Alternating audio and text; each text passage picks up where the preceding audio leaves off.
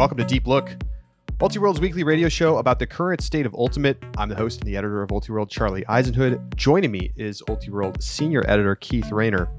And Keith, before we jump into what was an extremely busy weekend in Ultimate, I mean, just crazy, honestly. Like, if you're an Ultimate fan, you had so much to pay attention to this weekend, so much live action to watch.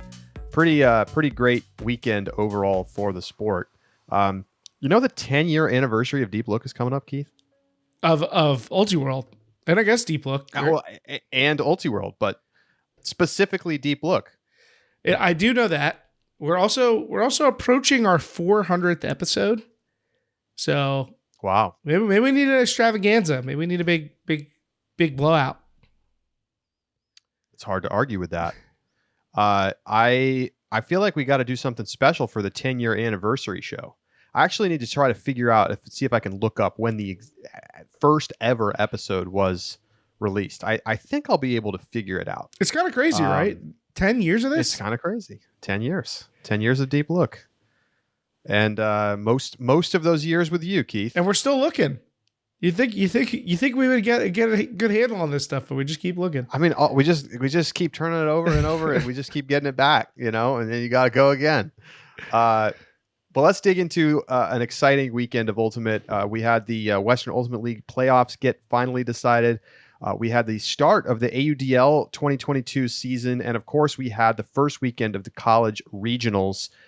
Pretty exciting. Some big surprises as always. Keith, what are your top 5 college regional stories before we dive in and go region by region? Top 5 college regional stories. Everybody's still waiting to see what happens with New England men's. Does that count? TBD. Yeah. Biggest regional stories. Carleton missing out in North Central men's. That feels like the lead to me. Wisconsin does it again. They did it again. That's probably longest active national streak continues. Yeah. Oh, I guess we really should frame it from the Wisconsin end. Yeah. Wisconsin continues the national streak. Carleton, a victim once again of the Wisconsin streak. Yeah, I think I would put up there Purdue upsetting Michigan in the women's Great Lakes. First qualification ever, I believe, for Purdue. Wow, how about that? I actually didn't know that. I'll confirm. How about Colorado State getting past Texas in the South Central women's? That pretty spicy. Yeah, that was another big surprise. Definitely a impressive job, and we knew that it was going to be a challenge in the South Central, but we're so used to just penciling in Colorado, Texas. Every once in a while, someone says not so fast. Well, and Keith, UConn grind, the men's team, after having some issues even getting to conferences, doesn't just get to regionals, but they get to nationals. They beat Cornell in the Metro East final to get to the national championships. How about that, Keith? It was a remarkable performance. People were pretty excited to watch that game unfold. It was definitely dramatic. Cornell had them on the ropes to start. It came out swinging, and UConn fought back, took the lead back, and then just held them off. Jeremy Bernier, very impressive. Easily the best player in the region. Love it.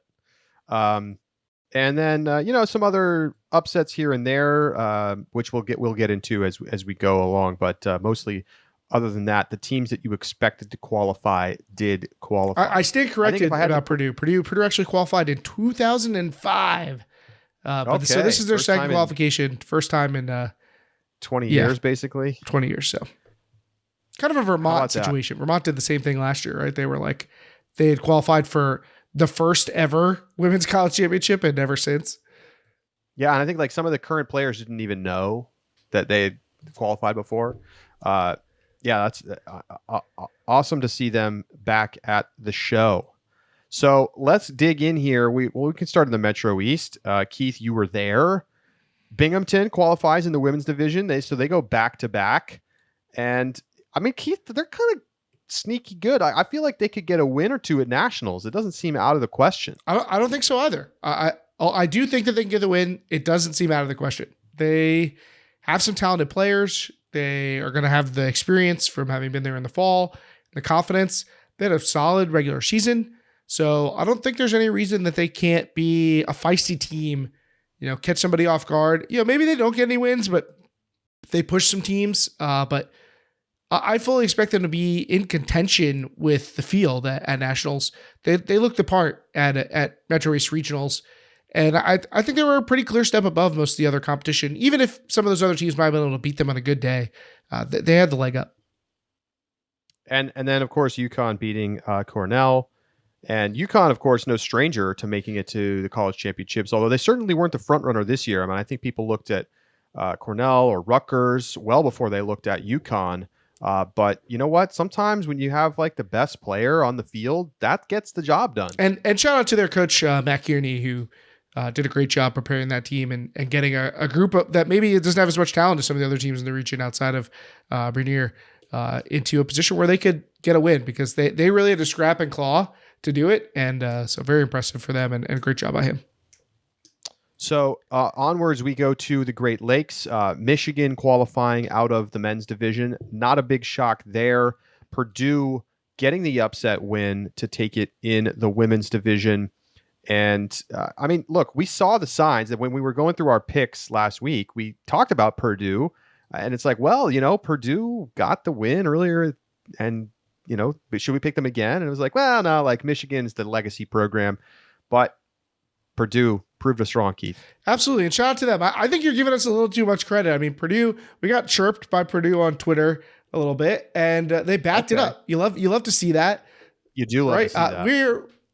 I said this in a Twitter thread, but like secretly, I'm rooting for you guys. I'm rooting for everybody. I want to see people play well. So shout out to Purdue. I think maybe we're a little dismissive of them. They play in this final against a more well-established program, and it feels a little meaningless because the game doesn't have a ton of impact on what's going to happen in the next tournament.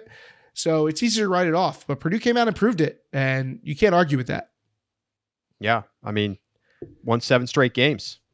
Beat Notre Dame and Michigan back-to-back. And I don't care what the level of strength of the region is from year to year. Like, it's tough to go and beat Notre Dame and Michigan back-to-back in the Great Lakes, and deep in region. I'll tell you what. It just did. I'll tell you what. They're going to get to nationals, and everybody's going to write them off, and they're going to be used to playing from the underdog position. We've seen the Great Lakes champion do this before with teams like Northwestern.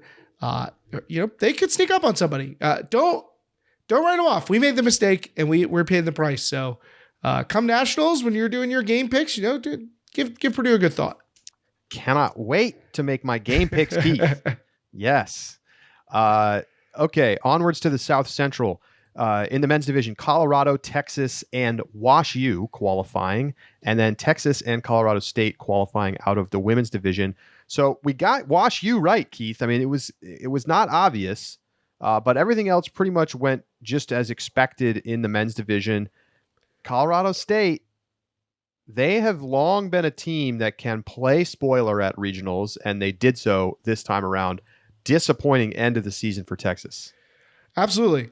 Texas has lost some of the talent, and I don't know that we've seen them quite get back to some of the levels of the elite program, but they've always been consistently in the picture. So to fall victim to this sort of thing, like it's not like this doesn't happen in the South Central. Yes, it is mostly Colorado, Texas. It's been Colorado and Texas for 4 straight years. Colorado College got in there before that, but if you look back, you can think of times when Kansas was in the mix, Colorado College, like we said, Wash U in the past. So there have been other teams in this region that have stepped up, and Colorado State's getting their chance. I don't think that they've done this before. Like they're here and making their presence known. Yeah. And I'm trying to see, do we get footage of this particular game? Regionals footage is hitting the UltiWorld subscription page now, video.ultiworld.com. I do know that we have North Central footage up now. There is some South Central regionals footage. I think we have the Wash U Colorado State third place game and the Missouri S&T Colorado College men's D3 final. That's probably a good one too. Yeah, so that Colorado State team, they beat Texas by 1, and they also lost to them by 1 earlier in the tournament in the women's division. So I mean, that is about as coin flippy as you can get right there. And Colorado State gets the win when it matters. Yeah, 13-12 over Texas. So interesting stuff. Colorado getting the job done over on the men's side, Keith. I don't think it's a big surprise. Anything else stand out to you about the South Central men's? No, like you said, not a ton of surprises. We knew that the third bid was going to be competitive. We did pick WashU, but we knew that there was going to be a couple different teams that could be in the mix, and WashU could be the best of them. Texas, I'm curious about their resume just because we know that they've been up and down this year. They get hammered by Colorado, but beat WashU 15-5, have one close game against Colorado State 13-11. So I don't know that we learned anything about them, unfortunately. Yeah, I mean, just there was a clear hierarchy in this region, right? So Colorado beats Texas 15-7. Texas beat WashU 15-5 in semis, and then 13-10 WashU over Colorado State. But both of them had comfortable victories in the third place semis. So, it was kind of striated, and I think our pick of WashU kind of shows you that like they clearly had the best resume, and they proved it that resume was what stood up. So let's go on to the Southeast. Georgia and Auburn qualifying in the men's division, and then Georgia upsets FSU, if you want to call it an upset, in the women's division, although both teams qualify. So I think that these are the teams we picked, Keith. These are the order that we picked them in. So this is not a surprise to us, but I still think it's pretty cool to see that, Auburn got the job done in the men's division, and that Georgia looks like they're rounding back into form in the women's division. Absolutely. This is what we expected. I think I thought we might see more of a battle from Florida State in the final, but you got to imagine that in the women's division, that Seminole ladies team was thinking about, okay, let's make sure that we get to nationals. Like let's take care of business in this backdoor game, and maybe less so on the final. 13-6 is a pretty sizable win on behalf of that Georgia team. I'm telling you, Keith, I watched that Georgia team dismantle FSU and Florida back at when Georgia's on, they're on. They're on. So they get the Georgia sweep too. The men's team, no surprise to see them win, but Auburn could be something. I mean, they obviously were in a power position going into the game to go against a Georgia Tech team that had to play a few more rounds, had a tough road. That backdoor Southeast bracket has a reputation for being tough, and they had to battle through it. So they lose 13-6 to Auburn, but that Auburn team, I think you were one of the people to point to them and say, like, this is a team that could be scary as a 4 or 5 seed in your pool at nationals. I mean, they still got thumped 13-8 by Georgia. So, I mean, look, it just wasn't really that close. Like Tulane, 13-5 lost to Auburn. Florida, Keith, I mean, it was a disaster for them. Packed up in quarters. Like, you think about how they started the season and like the optimism around this team, but they beat Emory and then they lost big to Georgia Tech and Alabama Huntsville, and see ya. I don't know what that team needs to do. Snake bit. Maybe, but we've also been seeing them do the same thing for like 10 years.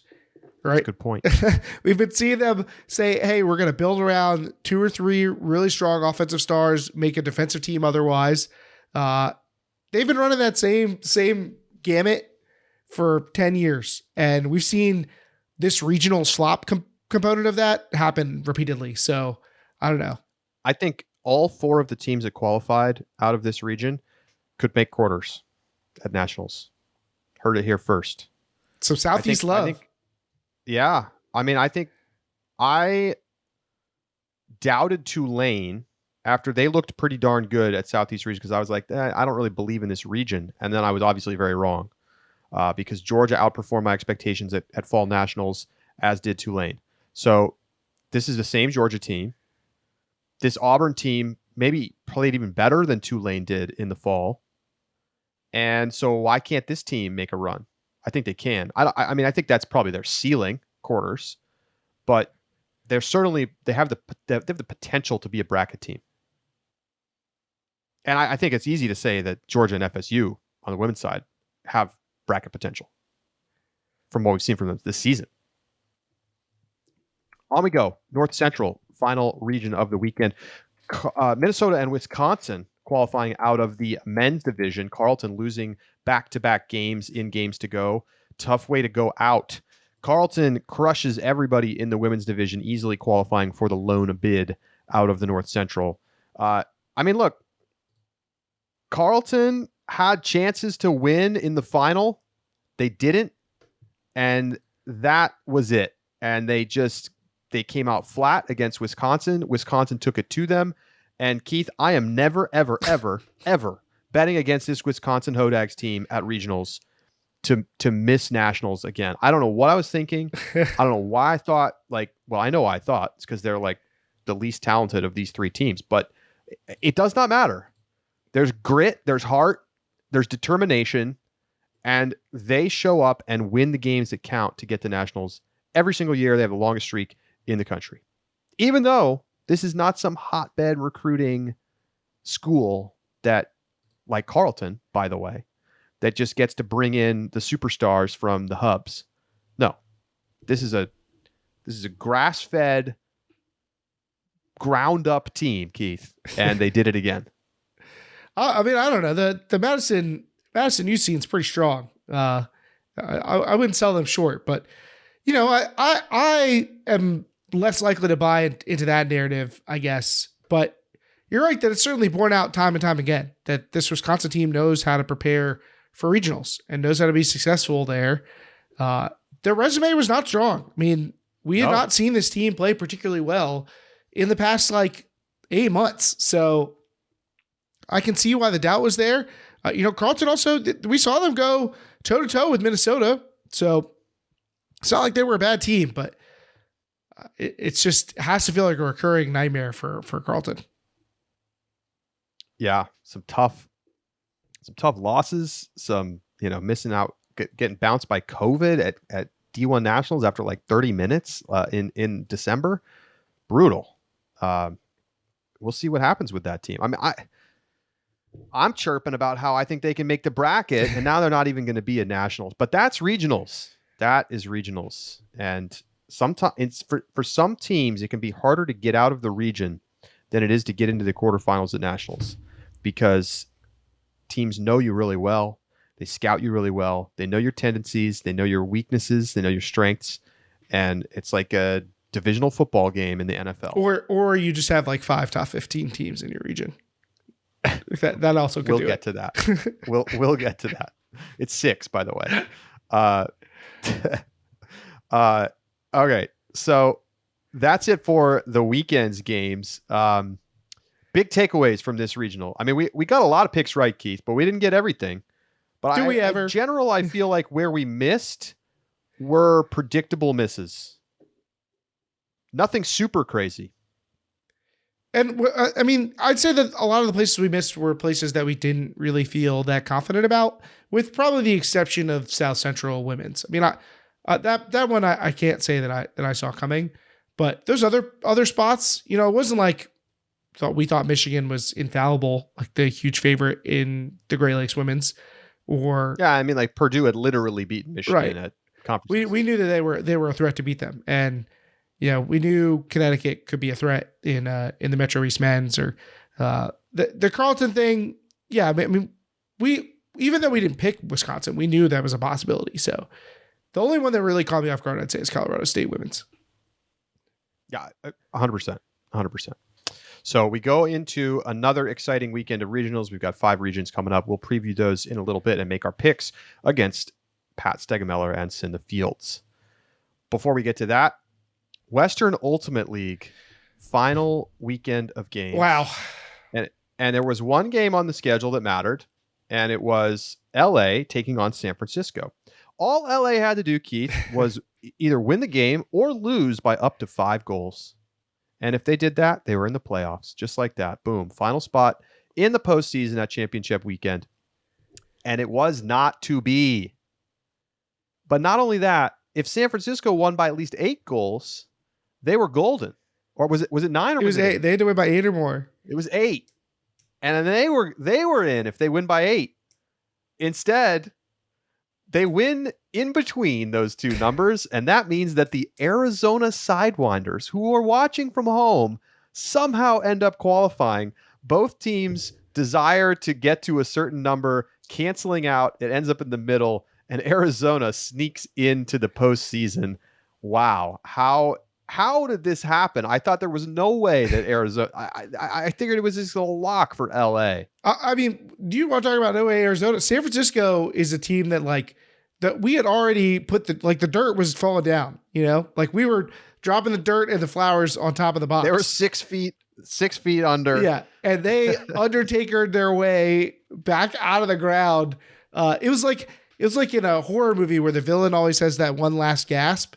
And then you finish them off. I mean, that was San Francisco. They won. They got so close.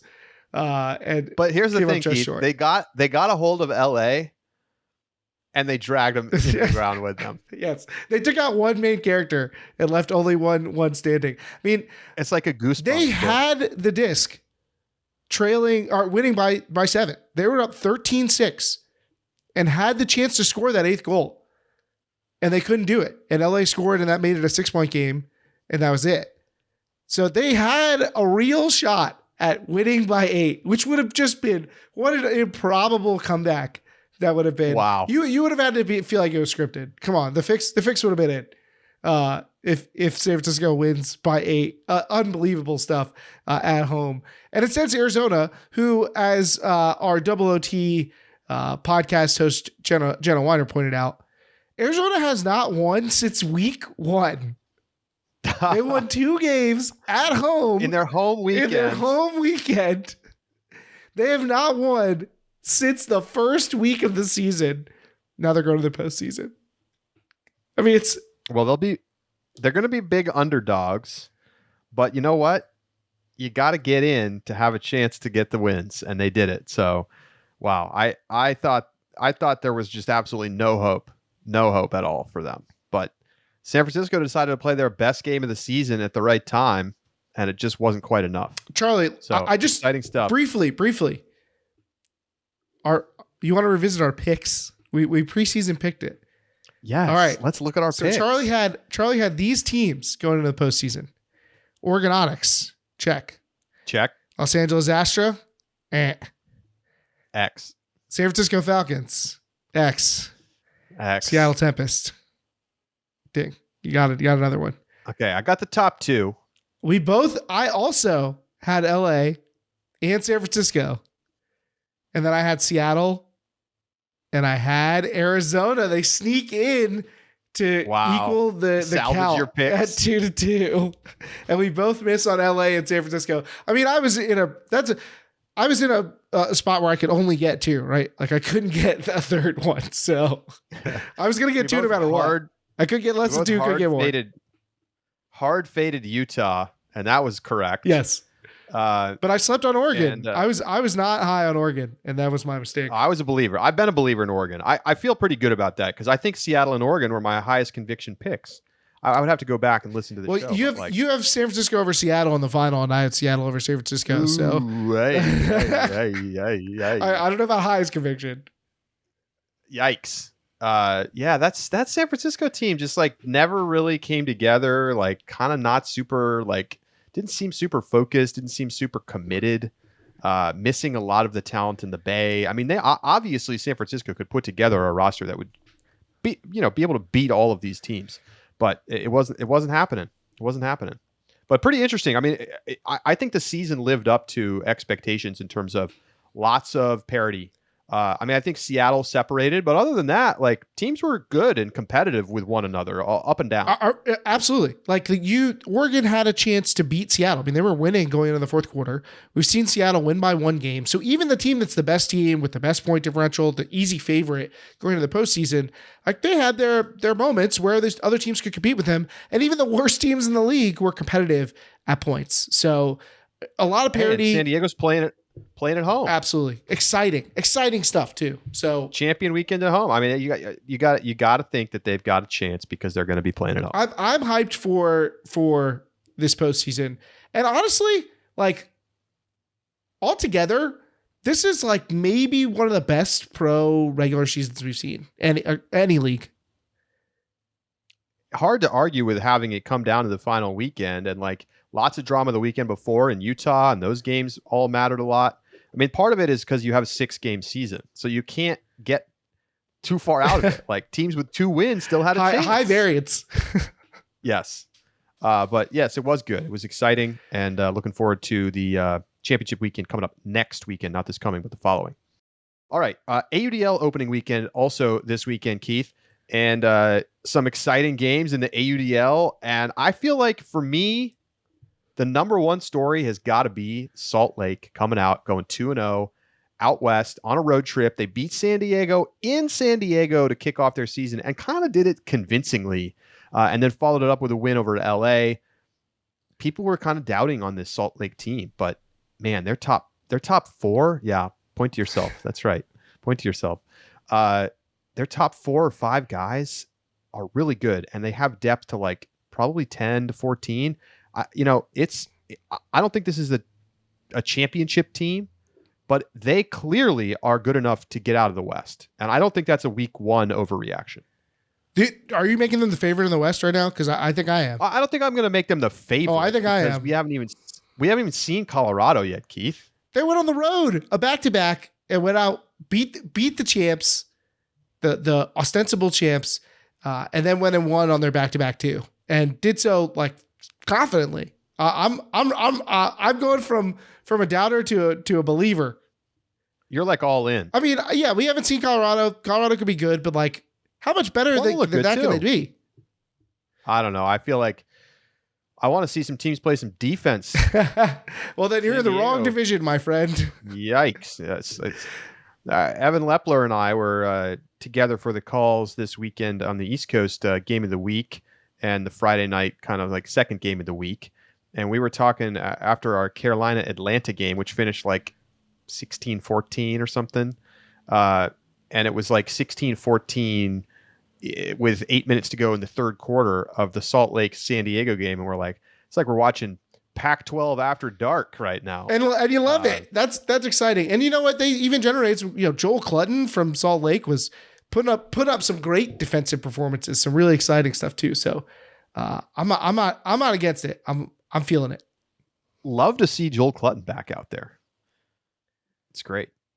What else stood out to you from this AUDL weekend, Keith? I mean, Carolina and New York got to play the toughest teams in their division. They each get wins. They weren't like dominating wins or anything, but I think they were clearly the better team in both of those games. So, nothing to dissuade us from that this is a collision course for a repeat finals matchup. There's just no doubt that those are the 2 best teams in the league right now, and feel pretty confident right now that we're going to see them both make championship weekend. Carolina offense still has some work to do. Defense was very good. Very, very good. Got to give Atlanta credit for like hanging on as long as they did, but just too much suffocating handle or reset pressure over the course of the game from Carolina. And on the other side, New York, I think their offense just looked amazing, like very difficult to slow down. DC's got a lot of work to do if they're going to beat that team at any point, let alone in the postseason. So pretty exciting to see those 2 teams both look like they're maybe a little better than last year even. So going to be a fun year. And of course, if you're interested in more coverage of the semi-pro leagues, check out our other podcast, Stall 7, all about the AUDL with Alex Rubin and Brian Jones, former New York Empire head coach. And if you want to hear about the Western Ultimate League and the Premier Ultimate League, check out Double Overtime with Jenna Weiner and Sasha Vogel, both available on all your podcast networks and on our UltiWorld YouTube channel as well. We're going to take a break. When we come back, Pat Stegemeller joins us from Sin the Fields to make our second week of regionals picks. And boy, there's some doozies. So stick around. We'll be right back.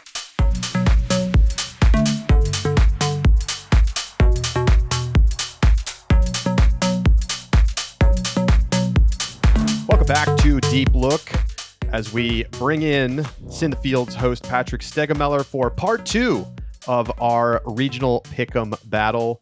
Part 1 is in the books. Pat, what are your thoughts on weekend number 1 at the college regionals? Well, I like this kind of 2-week almost like two-legged Champions League knockout tie affair we've got going right here. So I think week one, as the underdog coming in here from not a hard news program on In the Fields, where I would say maybe half of our show has yet to watch a college ultimate game this season.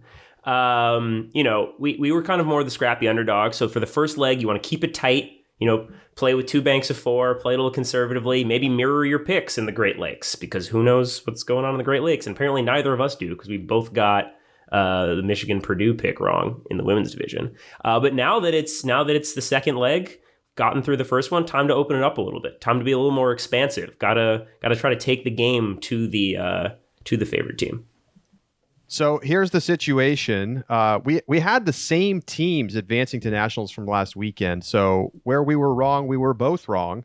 The areas where we were wrong, we both picked Cornell men's to make it, but it was UConn out of nowhere. Did I not? Out of nowhere, I literally said, "Don't sleep on UConn." Like, well, where is the conviction? Don't sleep doesn't make count. The pick then, Don't dog. sleep means you are the Metro East kid. I get you that. coach I get that at UConn. This is a decimal thing. Like, I'm getting a decimal point, and it's not going to round up to a full pick. But I just want to say it wasn't totally out of nowhere. Like, I literally said, we should Don't sleep is when you have a word count you have to hit, and you're like, I need 25 more words in this blurb. I'm just saying. Who else can we not sleep on? I'm just saying. I brought it up, but we didn't. Okay. We didn't. I didn't pick it. You're totally right.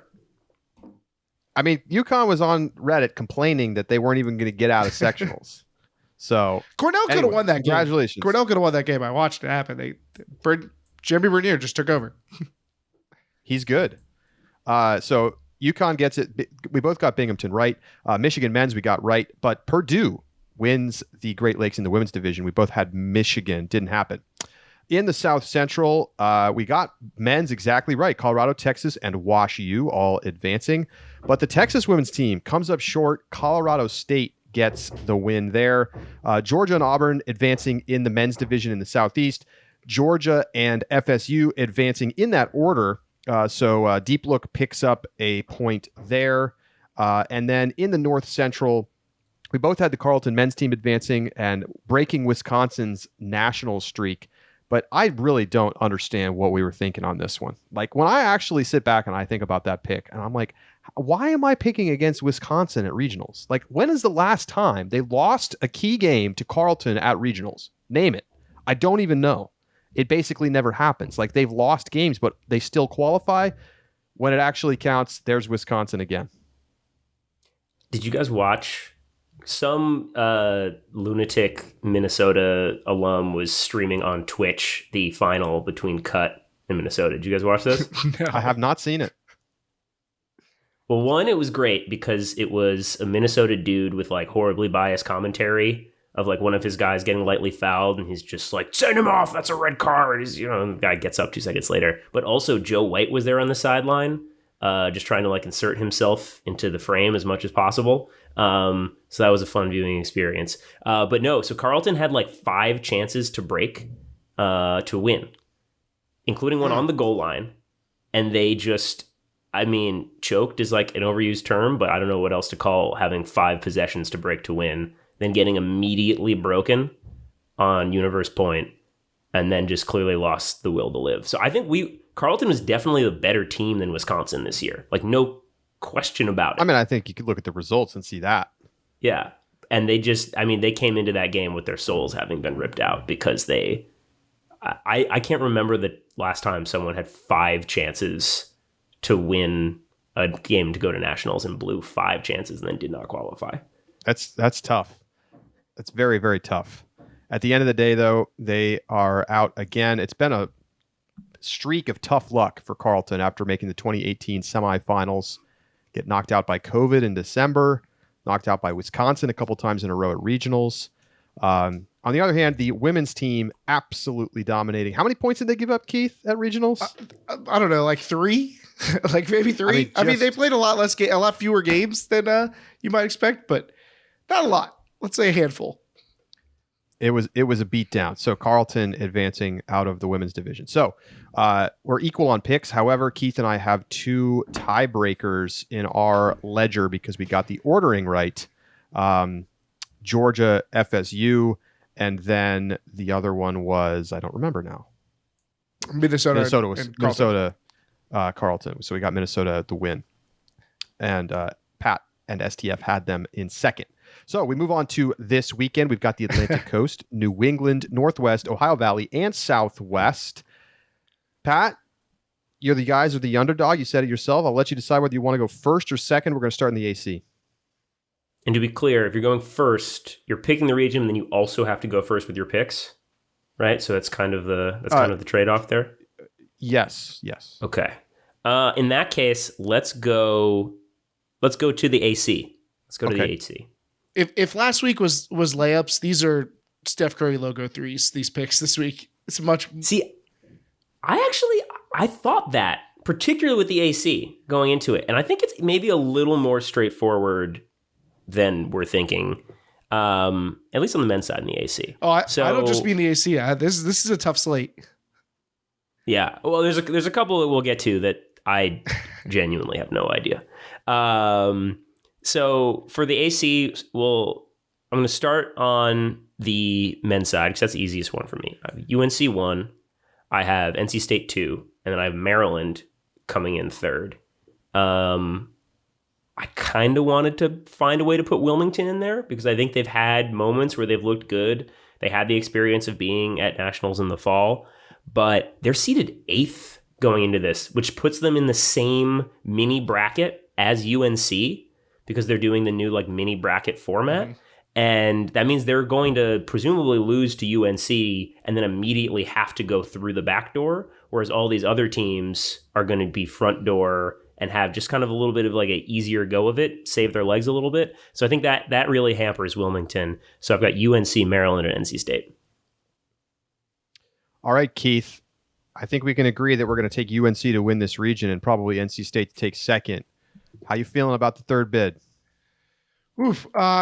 It does feel like Maryland is probably the strongest team.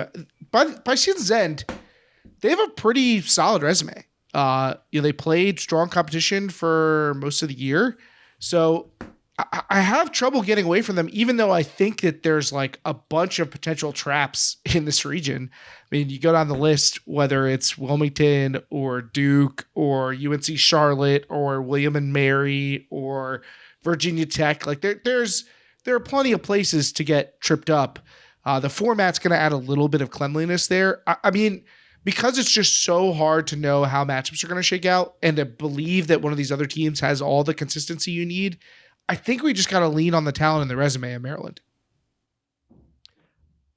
I have to agree.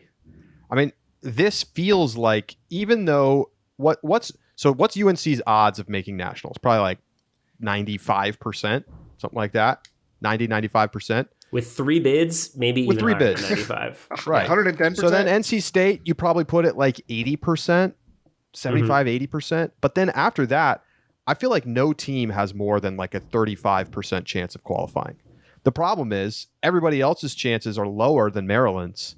So I think you have to go with the odds here and take Maryland. But it's just, maybe you should spin the wheel and try to pick up some points here. We also are not incentivized to differentiate at this point. Unfortunately, we've developed a strategy. It's not like that. We're not going to sit here and try to game it out. That's a lame way to do it. I just think we've seen Maryland show us that they're the best team. They've beaten more good teams than any of these other programs in the AC. That doesn't necessarily make me feel super confident that they're going to come through and actually clinch the bid. But I definitely don't want to pick like UNC Charlotte here. Right. Pat, are you taking Charlie? That sounds like the talk of to finish second or third. I am taking UMD. You know what? I'm taking to finish second. Okay. You know what? Because I'm trying to game this out a little bit. Because Charlie, what you're saying sounds like the talk of a man who's not concerned about Tad sending his mom like 15 postcards a year. Let's remind everybody what the stakes of this bet are. Pat, you want to tell everybody? That's right. So we landed last week on the stakes being that the losing hosts have to send the moms of the winning hosts a nice, heartfelt, handwritten card for every civic holiday, starting with Flag Day in June of 2022 for the full calendar year from Flag Day on. And I can't tell if I would rather win or lose this bet, honestly. All right. Should we move on to the women's division here? Let's do it. All right. So I'm going first. Have UNC coming in at number 1. Second, App State, the Nonads. Let's go. One of the all-time, of all the names that have yet to be pruned by the squares at USAU in Frisbee, the Nonads are right up there at the top. And then maybe a little bit of an upset. I don't know, but I've got NC State taking the 3rd bid. Oof. Okay. All right, Keith. I think I want to go UNC, App State, Virginia. I think so too. I think we're of the same mind on this one. Basically the same logic as Maryland. Yeah, Virginia's been a little inconsistent here and there, but got the depth, got the experience, and I think their chances are just slightly higher than everybody else's, even if they're still not necessarily that great. I honestly wonder if UVA finishes second here. It's possible. UNC and then App State gets third. We don't know much about App State, but the talent is real. And I think, assuming they're playing all of regionals, they are very, very capable of qualifying. This team is like a team that no one is going to want in their pool at nationals. Still some other good teams in the mix for sure. But I think that those 3 have shown some separation. Not that UVA has been amazing, but it's a program, and that matters at regionals. Here's the concern about App State is the games are going to have to win this weekend are going to be at the end of a lengthy run. This is not going to be a sprint for them. The format is not shortened in a way that's going to help them. They have probably 3 games on Saturday and then 3 games on Sunday. If not, I think that's the only patterns for them are going to be 3 and 3 probably. But it could be tough if they are not efficient. I'm not against picking UVA to finish ahead of App State if you want to. Let's do it. All right. I can see it. Can't get either of you guys to bite on Liberty. The 4 seed, seated above Virginia in Pool D. I'm not going to bite. They beat Virginia at conferences, They beat Virginia at conferences. I think that's right. That's how they're seated ahead of them. Right. It was Easter too. I don't trust results from probably only had that. half of their roster. Especially late in conferences when a lot of the things are already decided. I'm not too caught up about results there. Okay, onwards. Keith, what region you want to take? All right. Let's go. How about to the Northwest? Why don't we start with the Northwest? All right. 2 bids for the men's division. You've got a bunch of good teams up there. Washington, Utah State, UBC. We've seen some good moments from Western Washington. Utah is not a pushover. Very interesting region. I think, Keith, I want Washington first.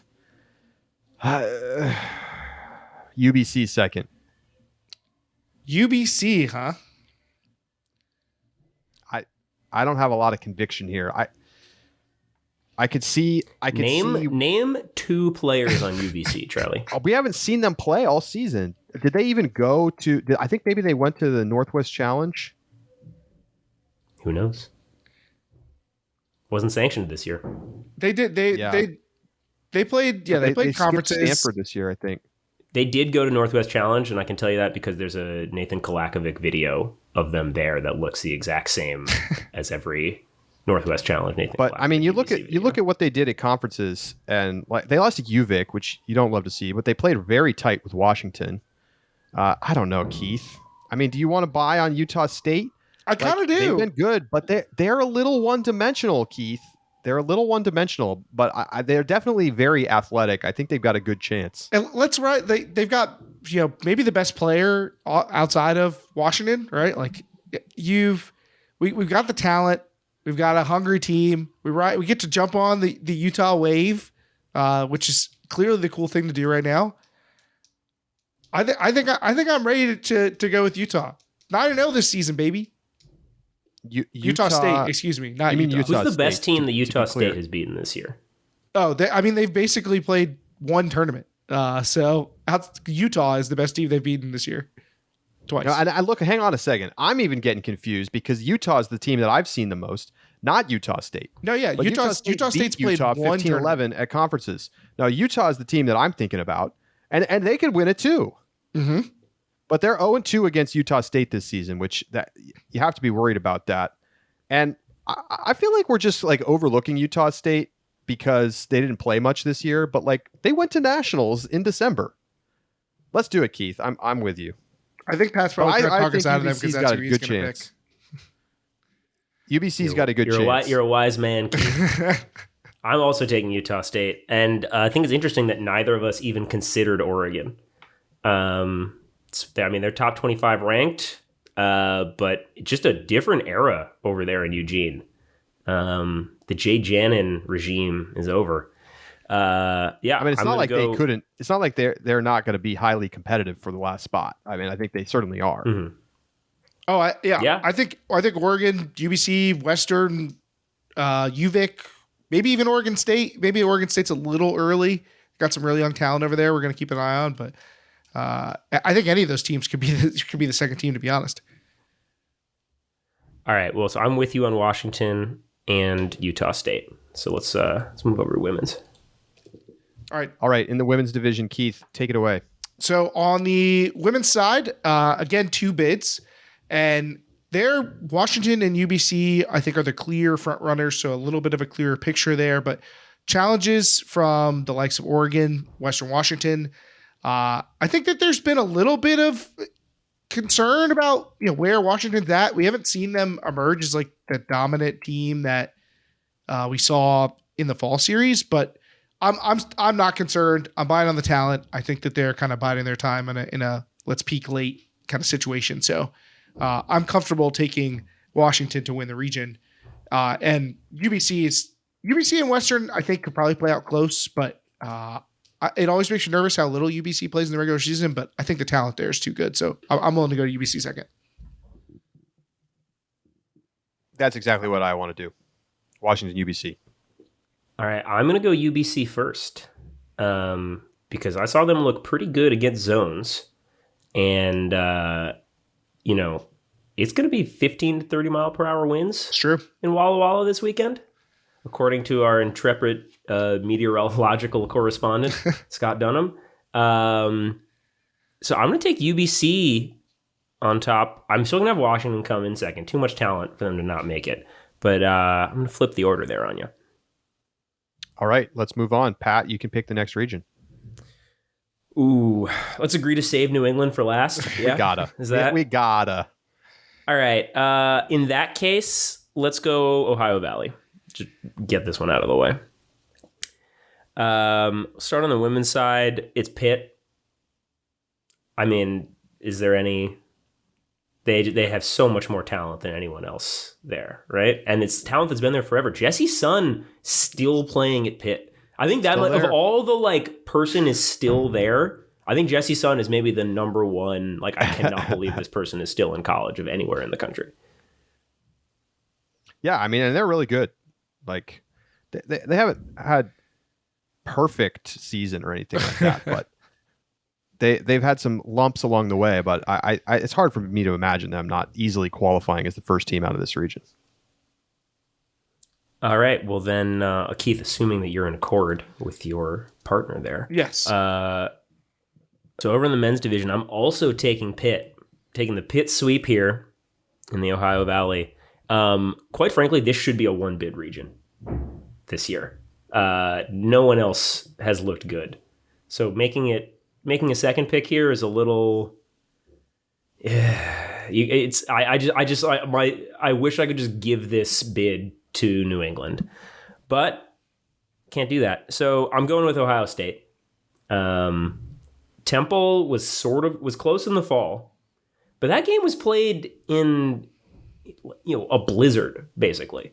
It was all one-way scoring, and Temple built their whole rep off of playing close with a kind of bad Ohio State team in a blizzard. I just am not a believer in Temple whatsoever. So even though Ohio State probably wouldn't be a nationals team in a normal year, I don't think there's anybody else in this region that's going to take that second bid from them.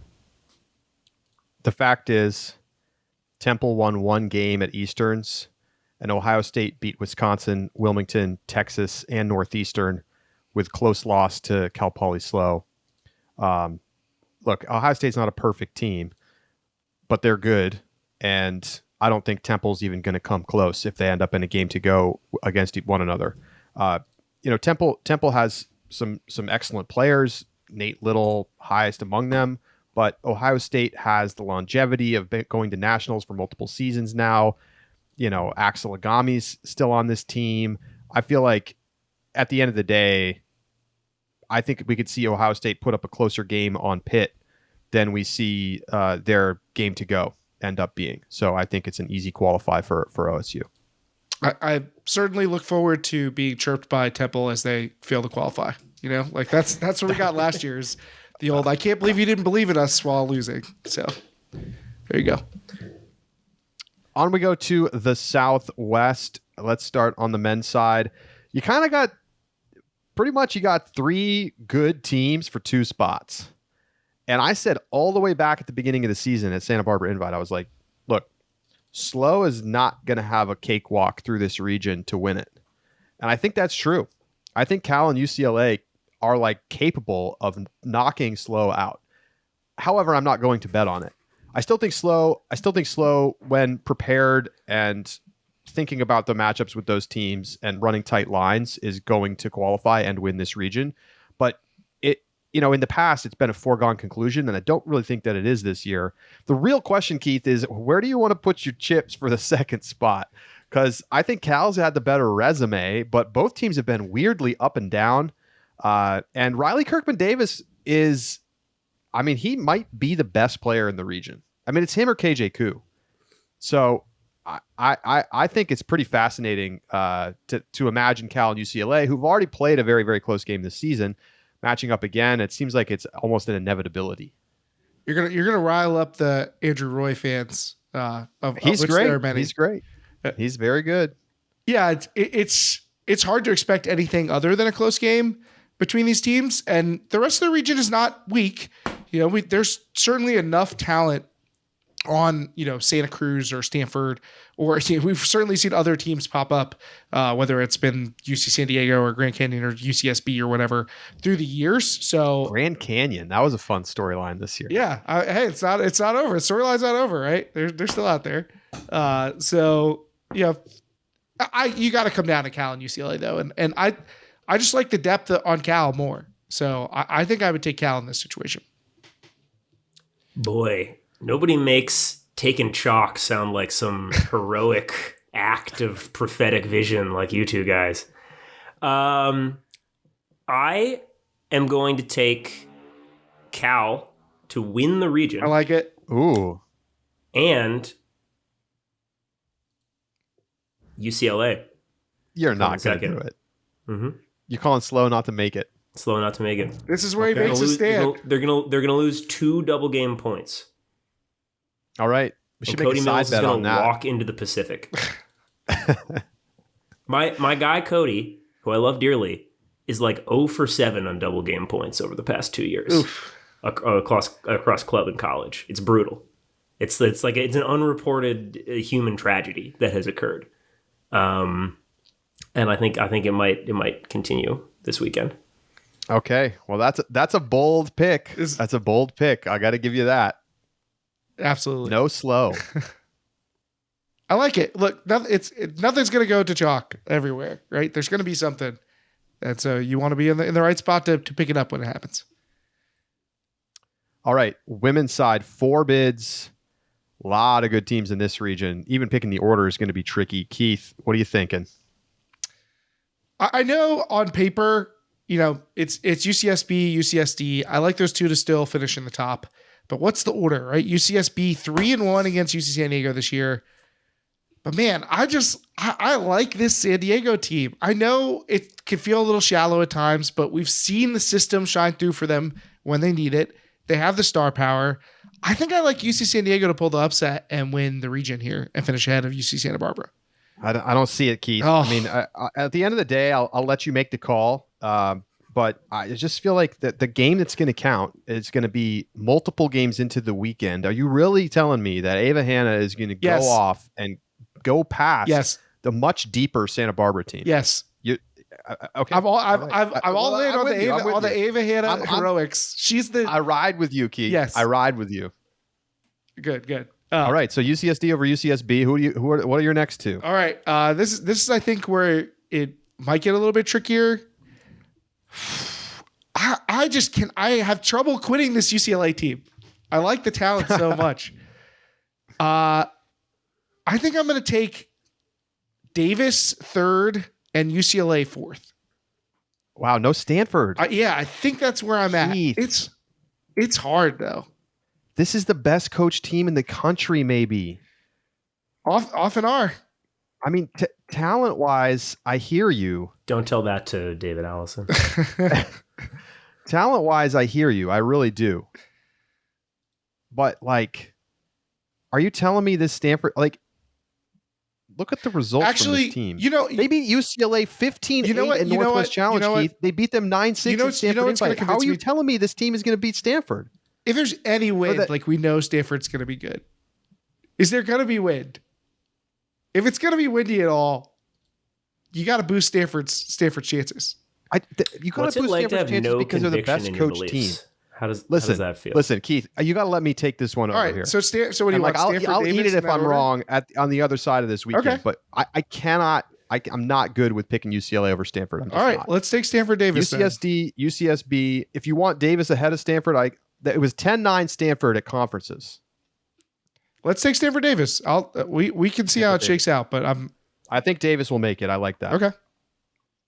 All right. Well, so I am taking UCLA over Stanford, but I'm also taking Stanford over Davis. So my order is UCSB, UCSD, UCLA, Stanford. So it's 3 UC schools on top, and then Stanford squeaking in for that last 4th bid over Davis. And then the real tragedy for Davis is they have to then, of course, go back to Davis afterwards, which is rough for them. I mean, think about, there's so many good teams. Like Cal Poly Slow could come out of nowhere and have a great weekend. Like, yeah. Welcome to Talia regionals. Ward is really good. I mean, I feel like this is just going to be wild. And with 4 bids, yes, the top teams makes it more likely for them to qualify, but the like fringe teams, it's going to be dice roll every game. After all this, I mean, we found a very differentiated slate here in the Southwest. If we end up with the same picks in New England, it's going to be a little disappointing. Well, let's go to New England now. Alrighty. Pat, you're up. Let's start on the women's side. Gonna go Vermont, top. Tufts to follow. And Dartmouth coming in, getting that 3rd bid. I don't even know what they're surprising they got 3 bids. Yeah. Should be a 2-bid region, I think. Presumably with no strength bid, right? Because New England is... No, they got one, I think. They did? Okay. I think so. See, New England men's side, don't complain about this. The women's teams did enough to convince like UMass Lowell or whoever to show up at sectionals and get that strength bid. Who cares if there's only 4 of you? We'll pay you $100 each. You come to sectionals, you play 1 day. Got to get this strength bid. All the complaining, but from New England men's. I mean, just look through look back at your history and all the work when it was only strength bids. That got done, you know? So it's on them a little bit. But yeah, so I'm taking Dartmouth with that 3rd bid. Again, partially looking at the conditions. Looks like it could be pretty windy. Dartmouth has been playing a zone for about a decade now. And they're a team, I think, that knows how to rely on a few top players who they have with Caroline Tornquist, who is, I think, one of the 5 probably best players in the region. Grace Alston. And if it's really windy and choppy and a lot of zone, they can really ride those top players the way they can't if it's a smooth, no wind track meet. All right, Keith, what are you thinking? I've also got Vermont Tufts in that order, but that's easy. For my 3rd team, again, considering the conditions, I kind of want to go Northeastern. Claire Stewart is maybe the best pure power thrower in the region. And that feels like it's going to carry a lot of weight if you're playing upwind, downwind. You want to get a shot at getting that that upwind score. Having someone who can muscle it an extra 10 yards a few times can go a long way. She's a very capable deep. Can they lean on her that much from game to game? I think that kind of got them at Centex, but That feels like a differentiating enough factor for me to want to take Northeastern. What? This is a weird region for after the top two teams. Brown beat Dartmouth 11-7 at conferences. Mm-hmm. What? Like, I don't understand. Like, was Dartmouth missing people? Or are they just really not that good? I can't, in good conscience, pick a Dartmouth team that lost to Brown 11-7. I just can't. I mean, I think Brown might be better than their resume looks. I mean, they have losses to Yale. They lost by 6 to Binghamton, and then they lost by 7 to Binghamton. I think Binghamton's kind of good, but like, I don't know. I think we got to take Northeastern. It's been kind of they've had like COVID cancellations, and then they had weather cancellations, and like they haven't really been able to get out there with the full team, it feels like, very much. So I think now that like playing close to home and you can drive to the tournament, I think it's the right choice, Keith. Aside from if they don't have that loss to BU at conferences, like I think this is you don't even feel uncomfortable about this. It's not like anybody has a sterling resume coming into this tournament besides Vermont Tufts. So, all right, now we got to go there. 2 bids, 6 bid earning teams. Who the hell are you taking? Gonna go Boston College and UMass Dartmouth. I feel so bad for Brown coming off of one of the great regular seasons of the past decade, right? They won the regular season Triple Crown of warm up, and now, you know, Smoky, if you want to substitute Stanford out for that, like, and then Easterns. They've won every tournament they've played. Their only loss on the season is a universe point loss to Minnesota at the first game of warm up, and yet they still have to be kind of a little nervous going into regionals because this 100%. is, you look at the top 5 teams from this region, and that could be a nationals pool. It actually kind of looks like a nationals pool, right? Brown, UMass, Northeastern, Tufts, and Vermont. Like if that was a pool at nationals, you would be like, yeah, that looks right. That's about how sounds about right. Talent should be distributed. So for Brown to have to face that after this regular season is like kind of criminal. That said, I'm still going to take Brown because I do think that they have differentiated themselves enough from the rest of the pack, and we still are waiting for a final schedule. We're not exactly sure how they're going to line up. But you have to imagine that their situation as the 1 seed is going to keep them out of some of the like really kind of gully like quarters matchups that some of these other teams are going to face. So I'm going Brown 1. This is the hardest pick of this whole thing, is the second. This is one of the hardest picks in years. Yeah. I mean, it's an unprecedented situation. You know, like it like this should not be. You should not be in this situation of having to take all these teams and only 2 of them are going to get through. I want to say Southwest Women's had something happen like this, I don't know, 5 years ago or something like that. But that's as close as I can think of. I think, yeah, it was something where it was like they had teams like 21, 24, 25, and 27 or something like that.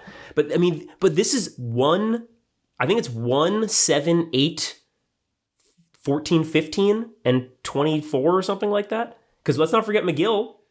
And who knows what they've been sleeping on up there? Some, like, you know, Canadian U20 players who are on the Montreal Royale roster who haven't played on anything yet and are going to come down across the border. I mean, let me give you the power rankings right now as they stand. Brown is number 1. Mm-hmm. Vermont is number 8. UMass is number 9. Tufts is number 14. Northeastern is number 15. And McGill is 24. Did I miss a team? No, that's it, I think. So there you go. I'm going UMass. But I want to hear who you're picking first before I explain why. All right. Well, look, you got to pick. So the regional format originally was set up with pool of 3 and 2, or 1 pool of 4 and 2 pools of 3, and it was going to be Brown facing Vermont in pool play, with the winner of the pool going straight to the final. And essentially the way it was set up, it was kind of like a quasi semis. That was like the semis matchup in pool play. And then you had the winners of the other two pools crossing over for the spot in the other final. So kind of like the 2 and the 3 playing a semis match. But somebody complained, or multiple teams complained, because it definitely had kind of an imbalance. Because if you were Vermont and you lost to Brown in that pool play game, now you're facing the backdoor bracket 3 straight games. All if you lose, you go home. So anyway, it sounds like they're switching to 2 pools of 5, which is kind of the more traditional style and format.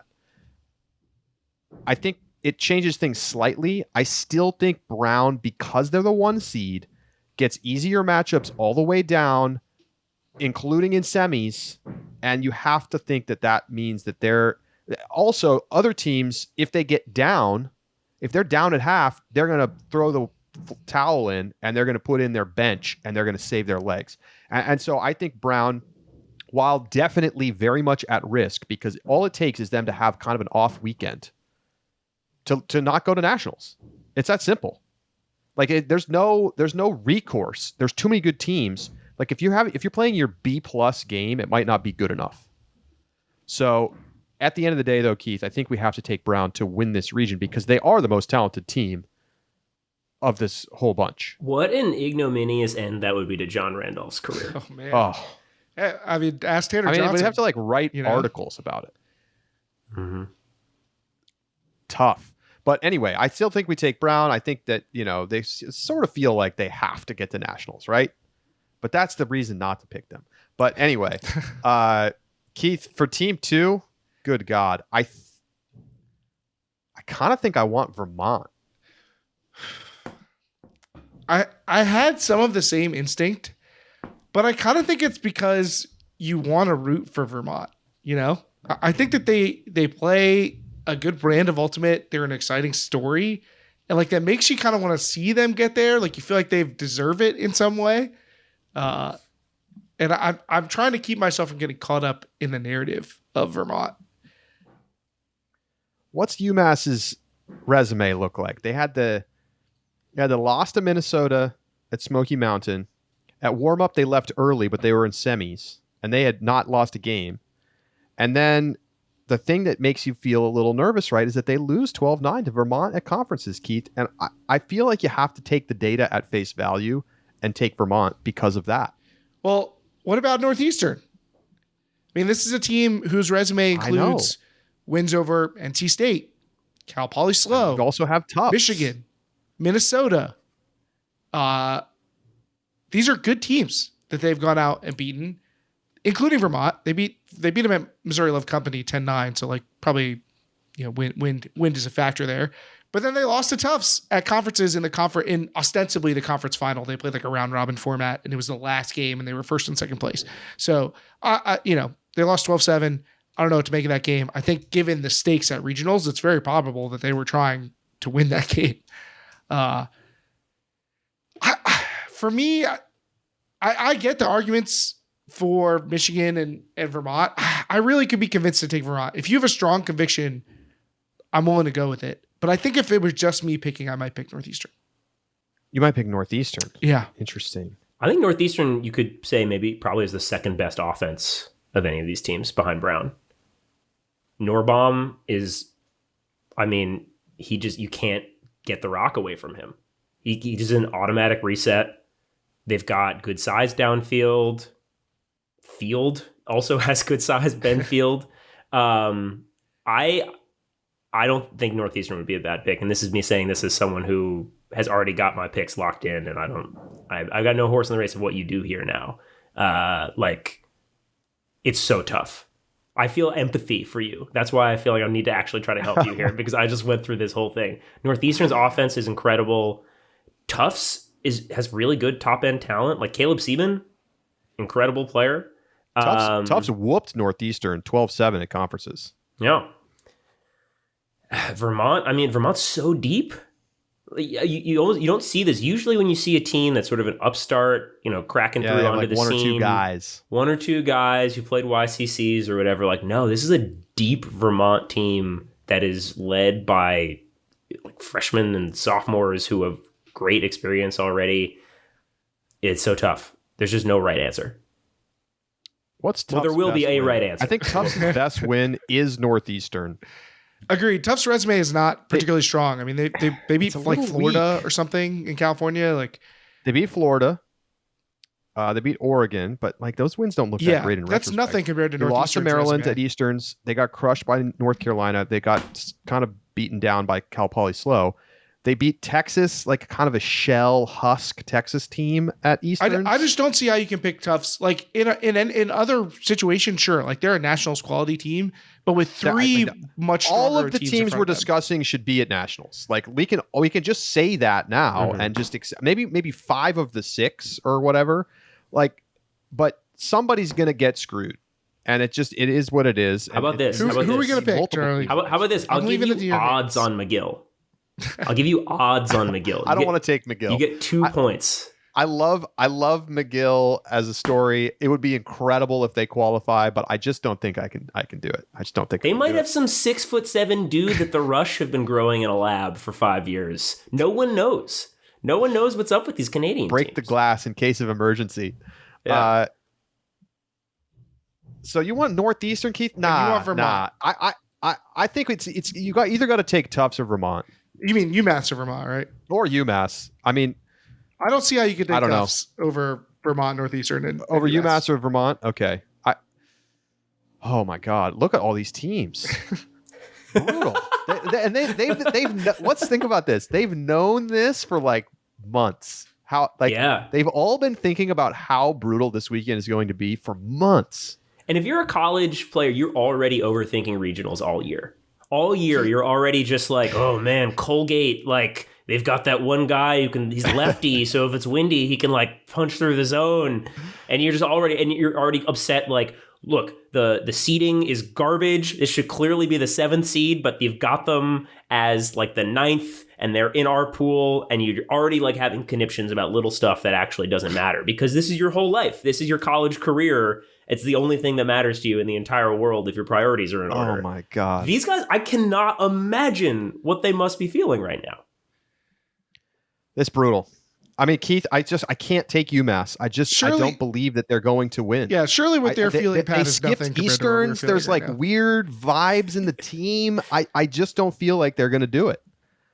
And like they have probably the best player. I mean, is Orion Cable the best player in the region? I guess after John Randolph. I mean, you could make a case for Jacques Nissen and a couple other guys, but like Orion Cable is unbelievably good. And I like to pick teams that have the best player in the matchup because I think that a lot of times those guys step up in those occasions. But I don't know. There's something about this UMass team that makes me feel a little spooked. They've had weird vibes the whole season, right? They leave early and don't play the bracket at warm up. Like those are the games where you get tested and you get challenged. I can't do it, Keith. I think I can take Vermont but I stick with Vermont. Vermont sounds like your glass slipper here. You know, like the porridge is a little too cool with Northeastern. It's a little too hot with the thing UMass. Is, Vermont is the only classic one that seems team to fit. Vermont is the classic team to blow it. You know, like they haven't really been there yet. They're young. This is really impossible. But give me Vermont. Right. Give me Vermont. I'm Vermont's going to ride the with Vermont. All right, Pat, you told us you were going to tell us why you're picking UMass. It's going to be windy and they have the best zone. That crossed my mind, but I honestly think that both Northeastern and Vermont have like tough zone offenses. Like I think they can. It definitely crossed my mind that UMass is going to be maybe the strongest zone team, but this is going to be incredible. It's going to be incredible. I think UMass, they've got the zone, they have the talent.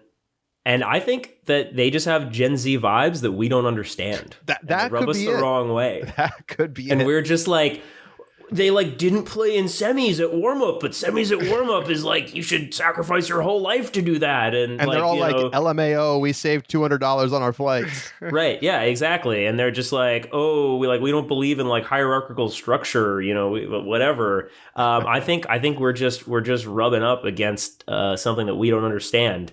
And I'm not going to try to like hitch my wagon to that and pretend like I was born 5 years before I was. But I'm going with the Gen Z vibes of UMass. All right. Well, we'll see how it all goes down. It's going to be very exciting. And Keith, you're going to be there. You get to watch it all unfold on Sunday. It sounds so awesome, and then I'm going to show up, and no one's going to be able to throw more than 10 yards, and I'm going to be real sad. No. It's going to be good stuff.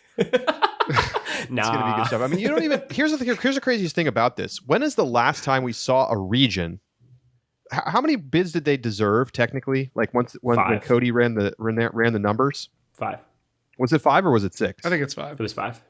It was 5. Okay. When is the last time we even saw a 5-bid region in the men's division? Not since the redraw ever. I don't think it's ever happened. No, yeah. So we have I think the best only in the women's the division. best region since 2012, and they get 2 bids. Good luck.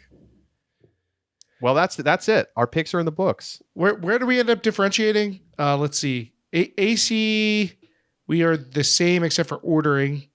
Pat has UMD over NC State for second place, and we have UVA over App State for second place in the women's division. No, Pat. I took NC State. Pat has I did not NC take State UVA. and not UVA. Oh, that's right. Yes. Okay, so we do have STF has NC State. Deep Look has UVA. Then in New England, STF has UMass. Deep Look has Vermont in the men's division. And then in the women's division, Deep Look has Northeastern. STF has Dartmouth. Yep. In the Northwest, we are all squared up except for order. In the Ohio Valley, we're all squared up completely. And then in the Southwest, Deep Look took Slow and Cal in the men's division. STF took Cal and UCLA. And then we have UCSB, UCSD, Stanford, Davis. I got the ordering wrong. San Diego first for us. And STF has Santa Barbara, San Diego, UCLA, and Stanford. That is correct. Lots of differentiation this week. After And I want to go on record saying that I am rooting against my interests for Slow to come out of the men's division. Honestly, in both divisions. Cody, I love you, and I really hope this does not come to pass. But you are the title belt holder of like cursed dude right now. Based on all the double game points that have not gone your way over the past year. Well, Pat, we appreciate you being here, and may the best team win this weekend. Really, the moms are going to be the winners, and that's what we can all feel good about. There's no way that somebody doesn't go home with a multitude of cards for obscure holidays. All right. That is going to do it for this edition of Deep Look. Thank you so much for tuning in. We'll be back with the breakdown of this regional second weekend next week right here on Deep Look.